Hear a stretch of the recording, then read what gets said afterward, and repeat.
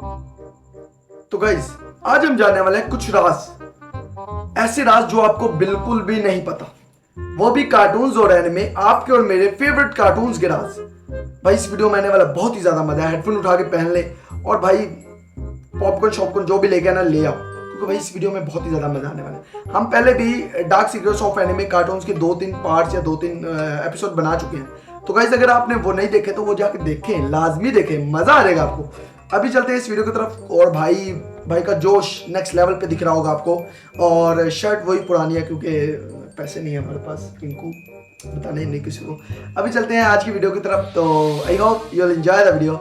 तो 3 2 1 let's go. Oggy and the cockroaches में Jack को सनी देओल की आवाज और उनके पापा को धर्मेंद्र की आवाज दी गई है, तो ऑगी को बॉबी देओल की आवाज देने की बजाय शाहरुख खान की आवाज क्यों दी गई है? और मिस्टर बीन दूसरी कार्स के अलावा सिर्फ ब्लू वाली कार से ही क्यों नफरत करता है? आपके फेवरेट कार्टून्स इतने सालों से एक ही कपड़े क्यों पहने हुए हैं? और शिनचैन में शिनचैन के डैड हैरिस नोहारा की असली नौकरी जानकर तो आप भी हैरान होने वाले हो। छोटा भीम हमेशा लड्डू ही क्यों खाता है? और जंगल बुक में मोगली के पेरेंट्स मोगली को कभी लेने क्यों नहीं आए थे? इसके पीछे की कहानी भी बहुत ज्यादा इंटरेस्टिंग है। जानने के लिए बने रहिएगा वीडियो के एंड तक। हाँ तो गाइस रुक जाओ भाई, रुक जाओ। मैं आपको बताना चाहता हूँ आज की वीडियो में हमें बहुत ही ज्यादा मजेदार राज देखने को मिलेंगे। जैसा कि मिस्टर बीन हमेशा नीली गाड़ियों से नफरत क्यों करता है, और भाई जैसे कि जैक को और ऑगी के पापा को, जैक को सनी देओल की और ऑगी के पापा को धर्मेंद्र की आवाज दी गई है, तो भाई ऑगी को क्यों फिर शाहरुख खान की आवाज दी गई है? ऑगी को बॉबी देओल की आवाज देनी चाहिए थी।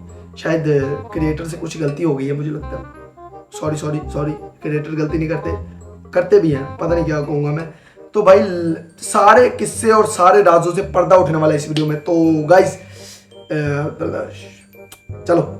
मिस्टर बीन कार्टून आप में से कई लोगों का फेवरेट कार्टून मेरा भी भाई, लेकिन फेवरेट होने के बावजूद भी आप इससे रिलेटेड सीक्रेट्स के बारे में शायद ही जानते होंगे। अगर मिस्टर बीन कार्टून आपने गौर से देखा होगा तो आपने इस बात पर भी जरूर ध्यान दिया होगा कि मिस्टर बीन कार्टून में मिस्टर बीन की गर्लफ्रेंड को भी दिखाया गया है, लेकिन ज्यादातर एपिसोड्स में मिस्टर बीन अपनी गर्लफ्रेंड के साथ रूड बिहेव ही करता है। इसलिए सोचने वाली बात तो ये भी है कि मिस्टर बीन अपनी गर्लफ्रेंड के साथ शादी क्यों नहीं करता है। वेल जब हमने इस पर रिसर्च की तो हमें पता चला कि मिस्टर बीन एक इंट्रोवर्ट पर्सन है। ये सच है क्योंकि मिस्टर बीन ज्यादातर अकेले रहना ही पसंद करता है। मिस्टर बीन का सोचना है कि लोगों को अकेले ही रहना चाहिए, इसलिए उसे भी दूसरों के साथ रहना पसंद नहीं है। इसी वजह से वो अपनी गर्लफ्रेंड के साथ भी ज्यादा बातें नहीं करता है, तो शादी तो दूर की बात है। डोरेमोन कार्टून दुनिया। रुक जाओ डोरेमोन भाई, थोड़ा सा सब्र करो, मैं आ रहा हूँ आपकी तरफ। भाई देखो मिस्टर बीन इंट्रोवर्ट किस्म का बंदा है, शायद मेरे मुंह में इंग्लिश फंस जाएगी, इसलिए वो अपनी गर्लफ्रेंड जो उसकी दिखाई गई उससे शादी नहीं करता। वो अकेला रहना पसंद करता है। उसका सिर्फ एक ही दोस्त है,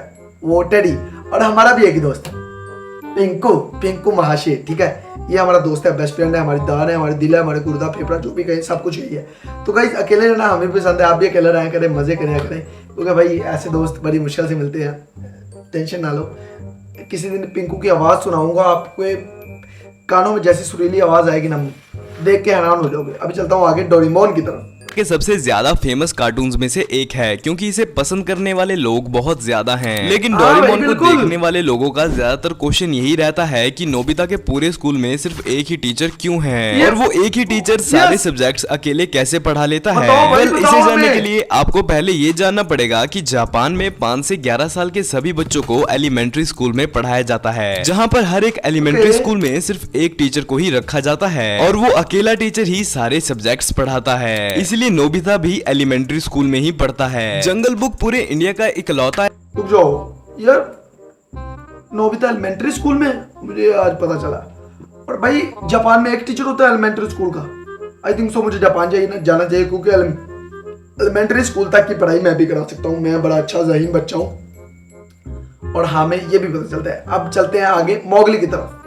ऐसा कार्टून है जिसे आप इंडिया का सबसे पुराना कार्टून भी बोल सकते हो। जंगल बुक में एक मोगली नाम के बच्चे को दिखाया गया था जो कि अपने पेरेंट्स से बिछड़कर जंगल में ही छूट गया था। वेल ऐसा नहीं है, इसके पीछे की रियलिटी कुछ और ही है। आप में से कई लोग ऐसा जरूर सोचते होंगे कि मोगली के पेरेंट्स मोगली के गुम हो जाने के बाद मोगली को ढूंढने या लेने क्यों नहीं आए थे। इसका आंसर ये है कि शो के इकलौते शेर ने मोगली के पेरेंट्स को पहले ही मार दिया है, इसलिए पूरी स्टोरी में शेर खान मोगली का शिकार करने के पीछे पड़ा है। मैं बचपन से शिनचैन कार्टून मोगली के अब्बा अम्मी को शेर खान ने पहले फुड़का दिया है।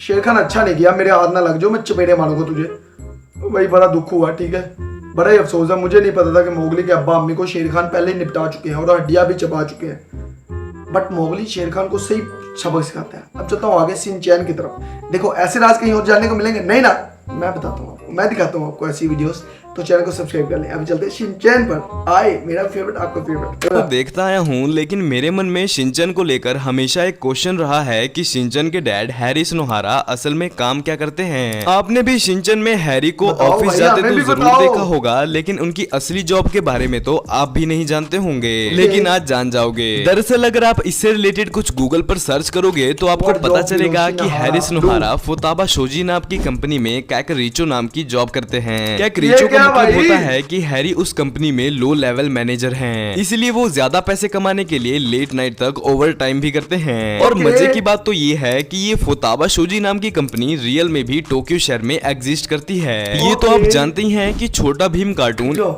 सुना शिनचैन के डैडू जी भाई काकारोच है, काकारोची, यानी कि मैनेजर है भाई, मैनेजर है वो, मैनेजर है। आज पता चल गया आपको, पता चल गया, मजा आ गया होगा भाई, पता चल गया। शोंची नहारा काकरोच है, काकरोच आई थो। इंडिया का नंबर 1 कार्टून माना जाता है, बिल्कुल जो भाई, कि छोटा सच भी है, भीम, क्योंकि भीम, छोटा भीम पाकिस्तान कार्टून में का भाई कॉन्सेप्ट सबसे favorite है यूनिक हमारा। बनाया गया है। लेकिन इस कार्टून से जुड़ा एक ऐसा फैक्ट भी है जो कि आपको तो शायद ही पता होगा। दरअसल छोटा भीम कार्टून में छोटा भीम को देसी घी के लड्डू खाते हुए ही दिखाया गया है। जब भी भीम को पावर की जरूरत होती है तो वो वो लड्डू ही लड्डू ही खाता है भाई, खाता लड्डू ही है। खाता है। छोटा भीम के क्रिएटर्स का कहना है कि छोटा भीम कार्टून को स्पेशल छोटे बच्चों के लिए ही बनाया गया है, इसीलिए वे नहीं चाहते हैं कि छोटे बच्चे इससे कुछ गलत सीखें। इसलिए Okay. क्रिएटर्स का ज्यादा फोकस बच्चों को कुछ अच्छा सिखाने के ऊपर ही रहता है। और जहां तक लड्डू की बात है तो उस पर उन क्रिएटर्स का ये कहना है कि छोटे बच्चे कार्टून में दिखाई जाने वाली चीजों को बहुत जल्दी सीख जाते हैं, हाँ इसलिए भाई। क्रिएटर्स ने छोटा भीम को लड्डू खाते हुए ही दिखाया है, ताकि बच्चे गंदी चीजें जैसे चॉकलेट या जंक फूड खाने की बजाय हेल्दी चीजें खाएं। मिस्टर बीन की ग्रीन वाली कार को तो आप पता चला, पता चला। क्रिएटर आपको भी कुछ पता चल जाएगा। छोटे बच्चे नहीं छोटे भीम को देखते, मेरे जैसे बच्चे भी देखते हैं। मैं बच्चा नहीं हूँ, मेरे जैसे नौजवान भी छोटा भीम को अभी तक देखते हैं भाई। 2024 में भी छोटा भीम देखते हैं। क्या करूँ, लत लग गई है भाई छोटे भीम की। और भाई लड्डू, यकीन करो, हम अपने दादा दादी को कहते थे भाई हमें लड्डू ला के दो, वो वाले छोटे भीम वाले, और दुकान से मिलते भी थे। तो वो मोतीचूर के लड्डू हम खाते रहते हैं, छोटे भीम वाले। ताकत बड़ी मिलती है, उस ताकत से मैं अकेला पिंकू को उठा सकता हूँ, इतनी ताकत मिलती है उन लड्डुओं से। अब चलते हैं आगे।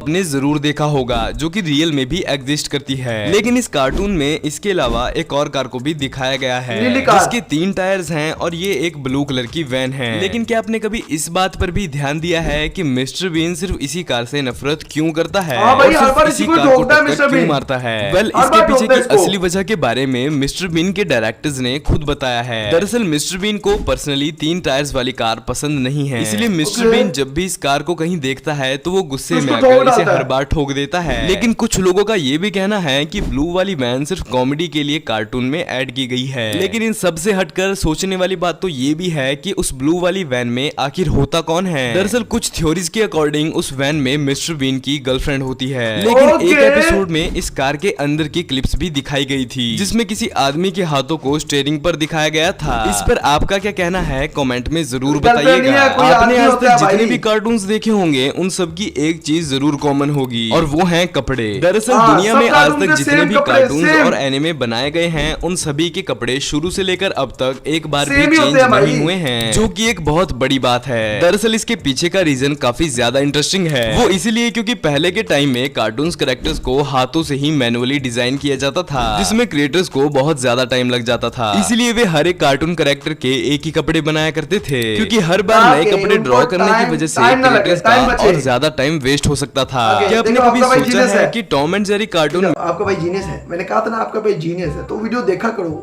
मैं माफी चाहता हूँ कि मैं इतने दिनों से गायब था, बट आपको खुशी होगी कि आप चैनल पे डेली वीडियो आया करेंगी, तो वीडियो देखा करें और जान लिया कपड़े क्यों नहीं अलग अलग कॉस्ट्यूम दिखते, क्योंकि भाई ज़्यादा टाइम लगता था पहले ज़माने में। और जैसे पहले ज़माने में हम देखना चालू हो गए थे, अभी हमें वैसे ही कार्टून पसंद है।